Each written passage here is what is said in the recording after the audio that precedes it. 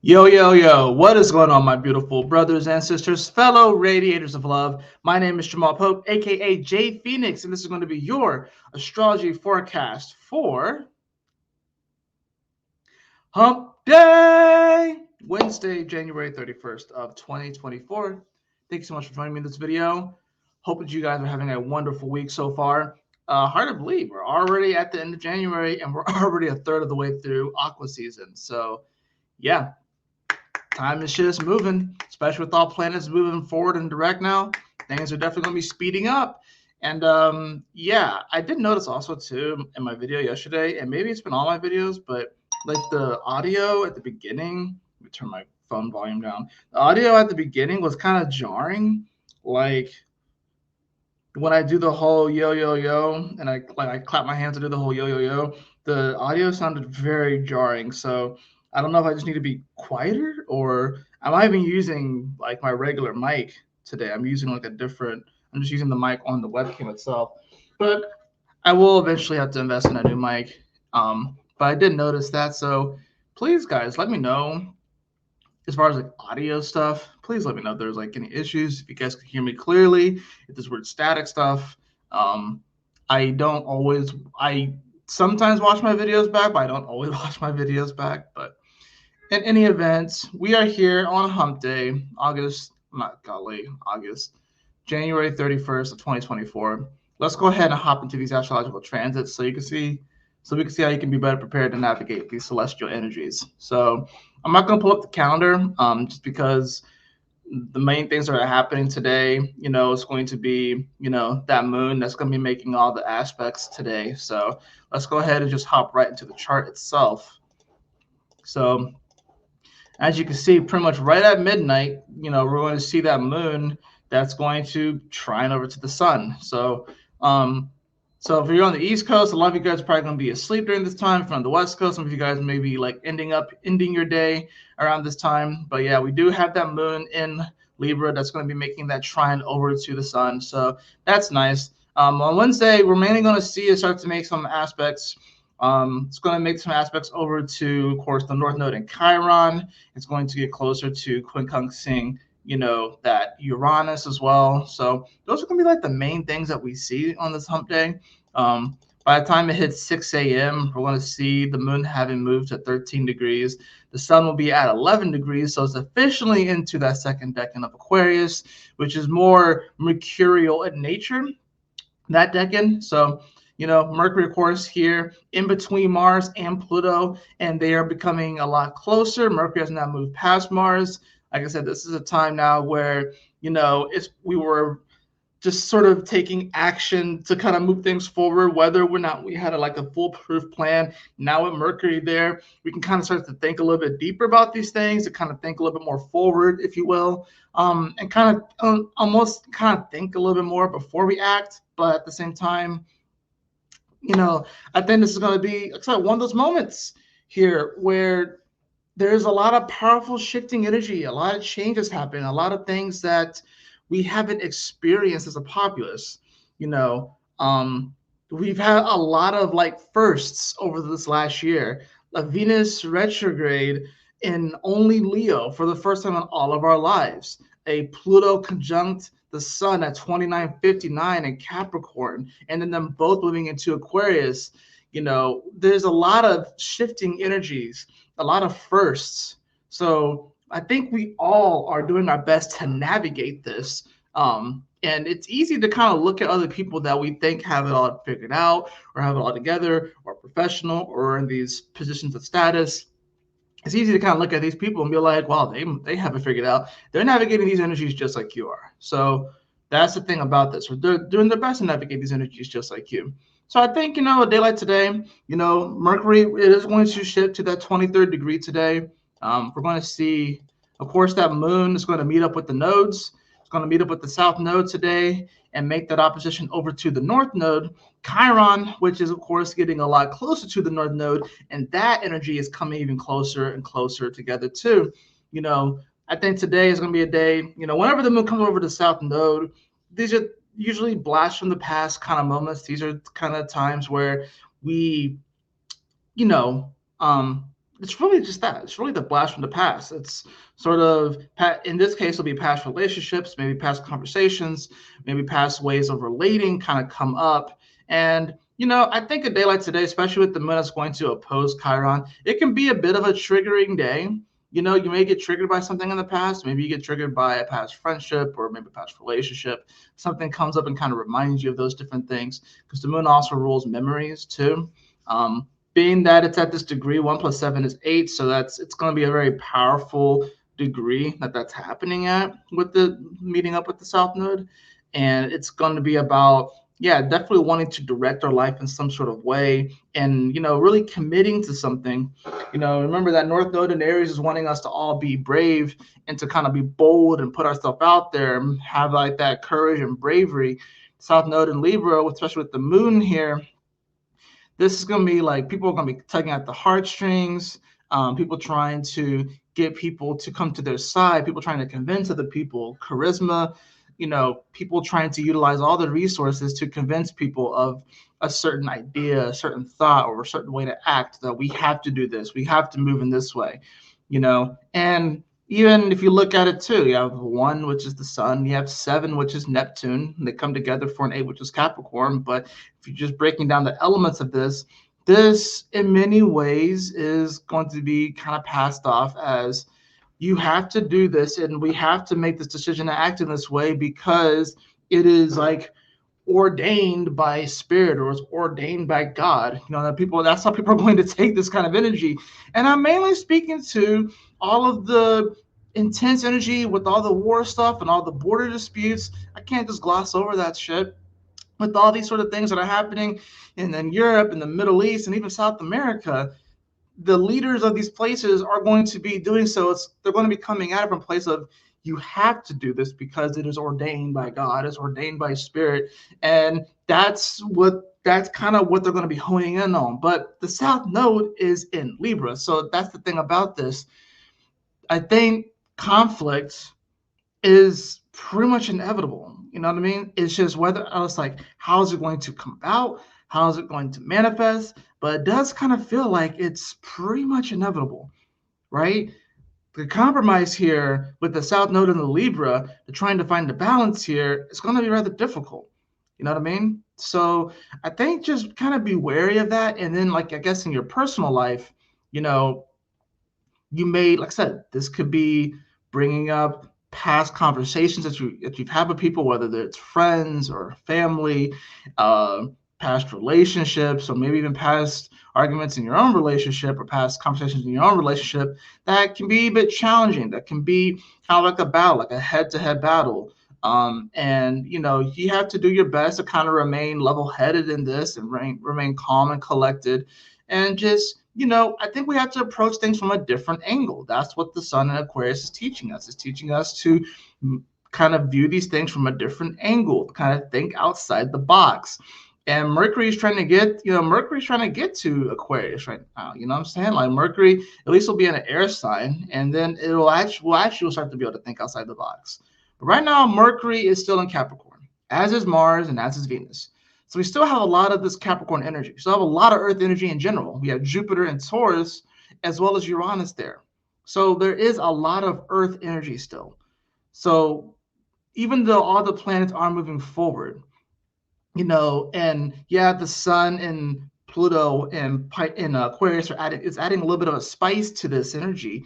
It can feel kind of mundane. It can feel a little unexciting. It can feel like we're just watching the pot like boil, or like simmer, if you will, and we're waiting for it to be ready. Or we're watching the food in the microwave and we're just counting down the seconds until we can pull it out.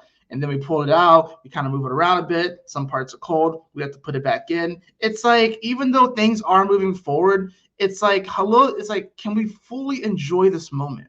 Or are we just kind of being impatient? So there's an energy of impatience here.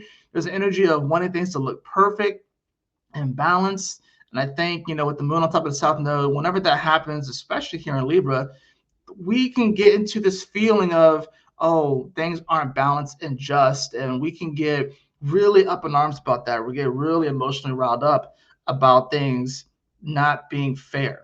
I think a day like today, people may look out at the world on this hump day and be like, this is not fair. And people may get like really, really up in arms about it. And, I think it's great to fight for things. But, that's the thing. The world is inherently balanced, but there are inherent imbalances within it too. You can't have balance without imbalance. You can't, I mean, you have to have both, right? Because the moment that you kind of take from one side of it, then it starts to be unbalanced, So there's naturally going to be this sort of like wave back and forth. And we have to learn how to ride the waves right now, especially with Saturn and Pisces, especially with Neptune and Pisces. We have to learn how to kind of ride this wave, if you will, you know. We're going to see, of course, that moon is going to continue throughout Libra today. It will make a quincunx over to Uranus, that awkward stare from across the room, especially after coming off of a conjunction to the South Node. And it makes its aspect over to Uranus. Uranus, especially in Taurus, this is about finding that collective value. And it could be even more of like a broadcasting kind of energy too with Uranus. It even kind of looks like a mic or like a broadcast, like a signal. It kind of looks like a tower that's giving off like a signal, if you will. And that's kind of what Uranus does, right? It's these electrical impulses. And with this quincunx here, we're talking about 1, the sun, 9, Mars. They come together to form a 10, or they reduce back down to 1, which comes down to the sun again. But it's about, how can we, because 10 is about manifestation, right? So 11 is about becoming, 10 is about manifestation, right? So it's like we are going to be kind of collectively manifesting on a day like today based off of how we interpret emotionally the moon on the South Node opposing the North Node in Aries and Chiron in Aries, right? And we've been kind of doing this for multiple transits with the moon going around, right? We've been doing this for a good bit, essentially. I think it's kind of an interesting day. I'm not gonna lie. Like it doesn't feel like a whole lot is going on, but it does feel like it could be a potentially triggering day. And I think it's also because since all the planets are moving forward now, and you have that Chiron that's squeezing close to the North Node. You gotta remember they're moving literally towards each other. It's not one is trying to catch up to the other. They actually are moving towards each other because remember the North Node and the South Node move clockwise, and all the other planets move counterclockwise unless they're in retrograde.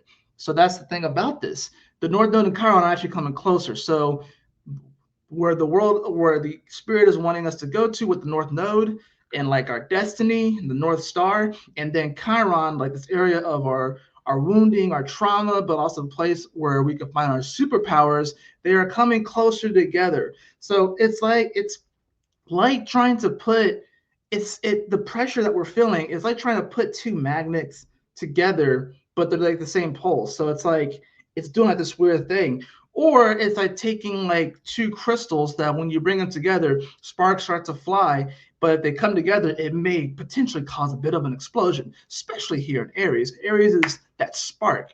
So yeah, think of the North Node right now as like one gem, and think of Chiron as another gem, and that they are reacting to each other.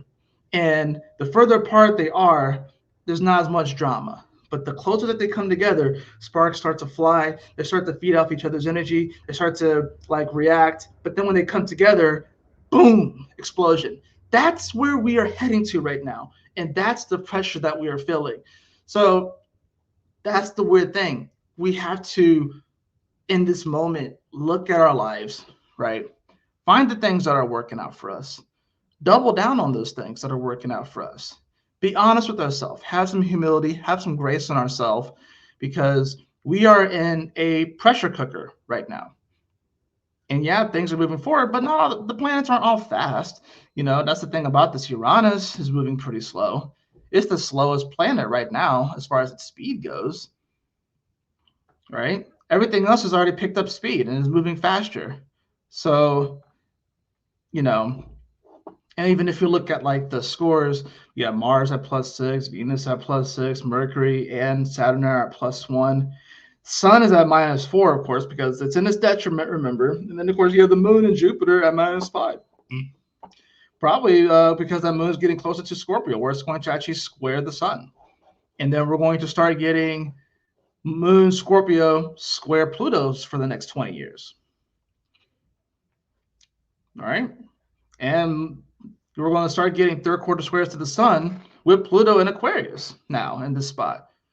So we haven't played that game before. We haven't played the game of a moon in its fall in Scorpio, dealing with these deeper emotions and these deeper issues of intimacy, making squares over to the sun in Aquarius, which is in its detriment, and now Pluto is there.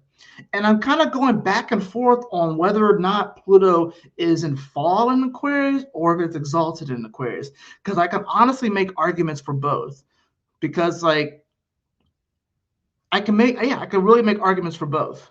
I can see why Pluto will be exalted there, and that's mainly from just the cosmological aspect of the fact that whenever Pluto is going into Aquarius, it's going into its position where it's going down, like below. So it's going into the underworld where Pluto rules, right?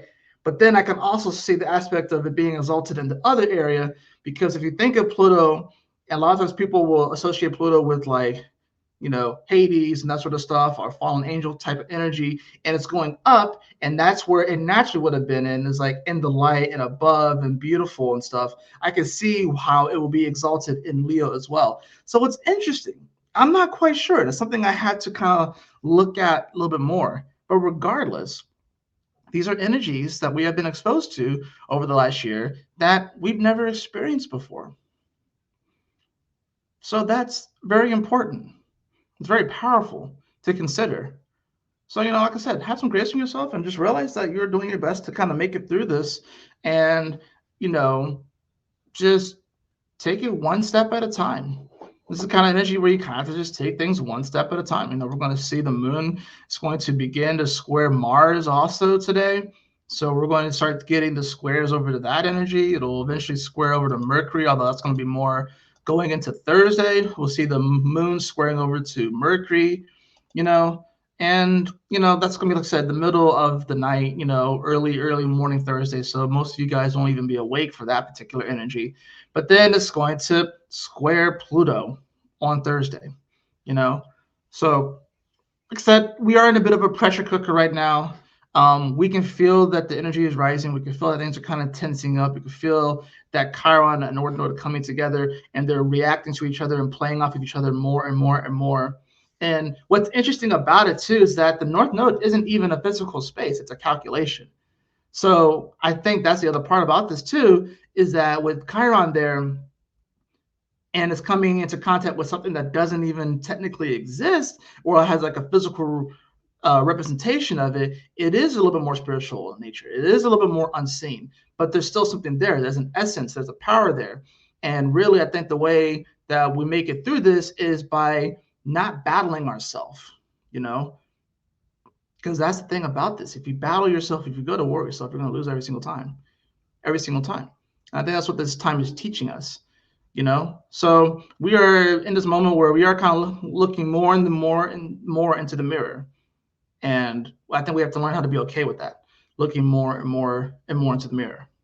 And how, I don't know if you guys have noticed too, but like things are speeding up, manifestations are speeding up, the law of karma is speeding up, like people are becoming more introspective and more aware of who they are, and some people don't know how to handle it. Some people hate being introspective. They don't like looking at those deeper aspects of themselves. It makes them uncomfortable. But we are being forced more and more and more to look at those places. And if you try to suppress, and if you try to push down, if you try to escape, if you try to run away, if you try to just put layer upon layer upon layer of ignoring these things and being ignorant to the evolution of your soul and the evolution of this planet, the more layers you put on, just the harder it's going to be when that tower completely collapses, when it completely falls. It already has fallen, but the realization that it's fallen is just there's going to be, the more glass layers you put on top of that and suppressing it, the bigger the explosion is going to be, the bigger the shattered reality is going to be. And you don't want to be in a place where you're just at a complete loss on what to do now move forward. You don't want to be at that place, So let's get into the cards. A little bit of an intense reading today, but I can't sugarcoat it either. So I'm not going to sugarcoat it. I want to make sure you guys are prepared as much as possible. You know what I'm saying?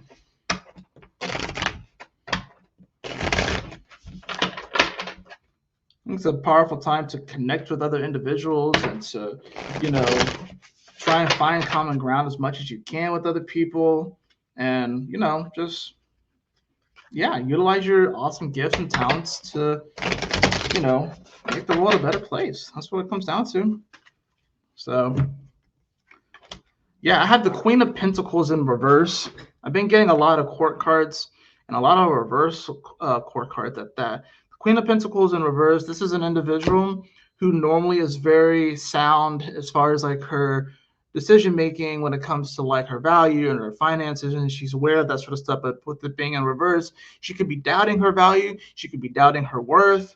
I had that followed by the Prince of Swords in reverse. I think this just comes down to, maybe we're thinking too small. I think, the Prince of Swords, this is someone who is very excited to learn about different things. This is a very mercurial kind of card, but with it being in reverse, we could just simply be doubting ourselves, doubting maybe these little worries, little anxieties that kind of present themselves as like maybe like little mosquitoes or kind of just poking and pricking at us, I think we gotta just kind of get out of our own head, you know what I mean? And we kind of maybe there's an element of having to go back to the drawing board or having to retune or revamp or kind of go about this in a different way, Aquarius way, be a little bit unorthodox, outside of the box. If you aren't an Aquarius, seek out your fellow Aquariuses, see how they're going through this. See, like really, like ask them, like tell them some of your thoughts, open up to them and see what they think. They may be able to provide a different perspective. Bottom of the deck, I do have the card of Judgment though. Yeah, and I think there's a reason why this reading ended up being pretty intense, because I think we are trying, this is the call. This is the call from the universe. This is the call from God, and this is about whether or not you're going to answer the call.